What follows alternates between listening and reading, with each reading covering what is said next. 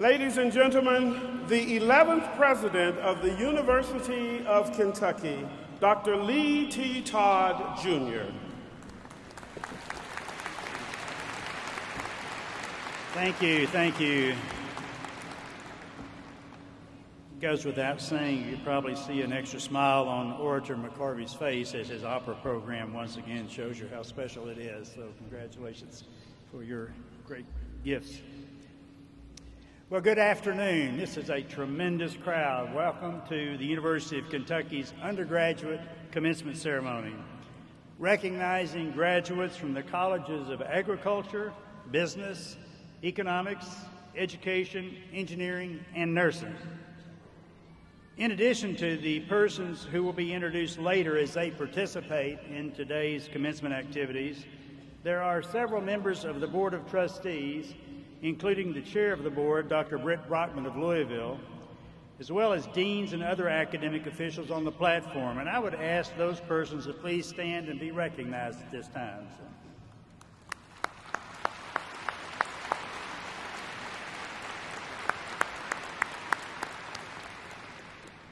I'd also take the privilege to introduce the First Lady of the University, my wife, our children's mother on this wonderful Mother's Day, Patsy Todd, sitting with some of our guests over there.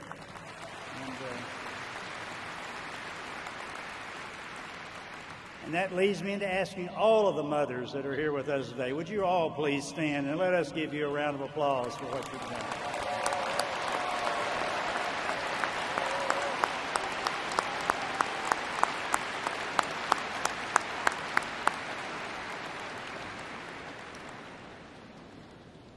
I also want to note that during today's ceremonies, you will notice that some of our graduates and even some of our faculty are wearing red, white, and blue honor cords. These cords recognize a very special segment of our Wildcat family. They symbolize military service to our country, and the University of Kentucky is extremely proud to honor them in this way. And I would ask a round of applause for those so dignified.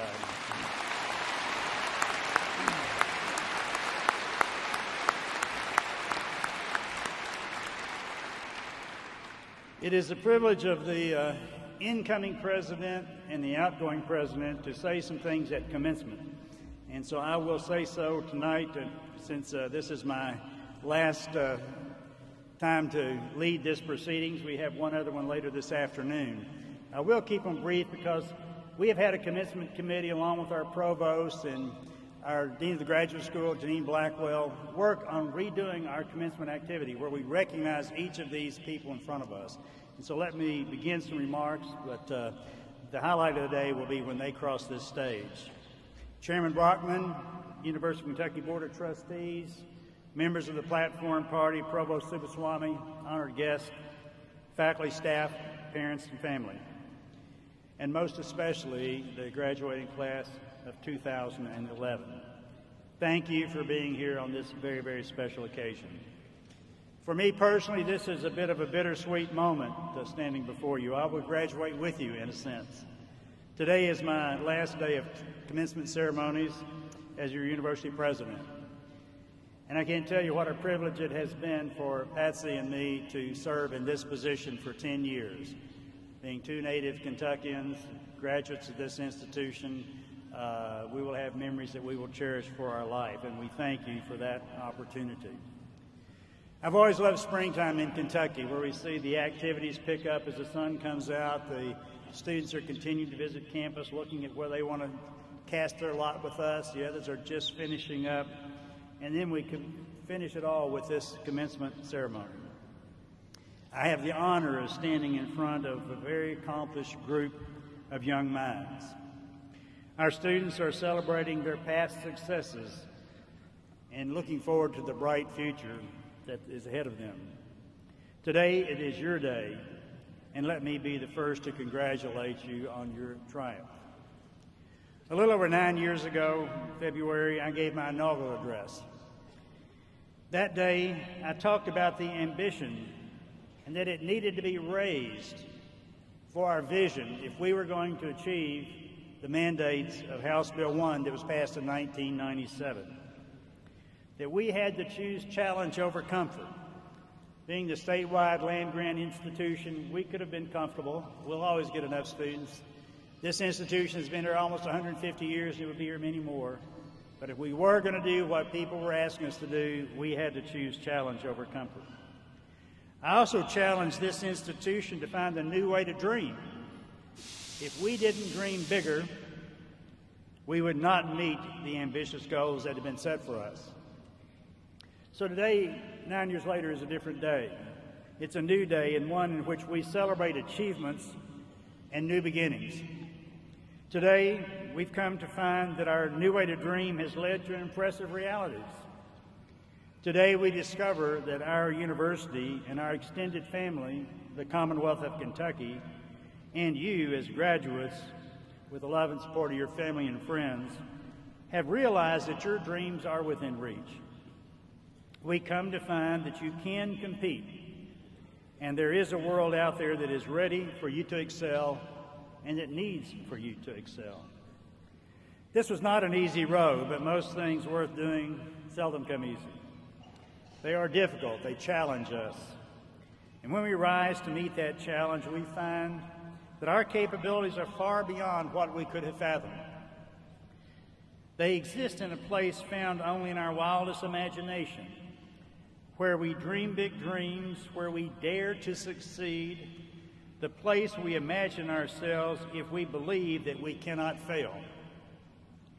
And when we meet those challenges, we find that we don't fail. Instead, we succeed and pursue excellence. In a very, very difficult economic time, we have made steady progress. We have had our skeptics, needless to say. We have those who have chosen to complain rather than contribute. We'll get used to that because they'll be around you as you move forward. I have always enjoyed writing by President Theodore Roosevelt in 1910 called In the Arena. And let me pass that along to you. He says, "It is not the critic who counts, not the man or woman who points out how the strong one stumbles, or where the doer of deeds could have done them better.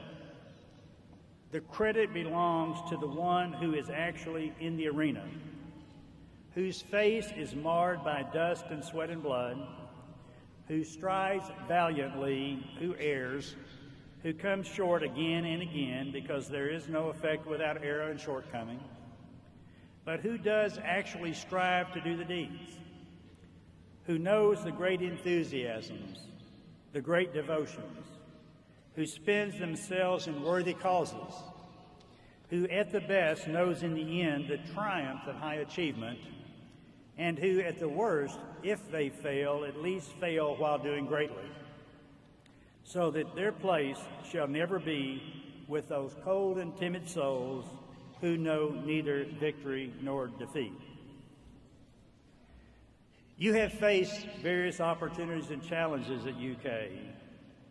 Your decision just to come here to this large institution may have been one of those. Preparing for your first exams, choosing an organization in which to participate, or uniting with your fellow students to stand for a cause greater than any one of you individually.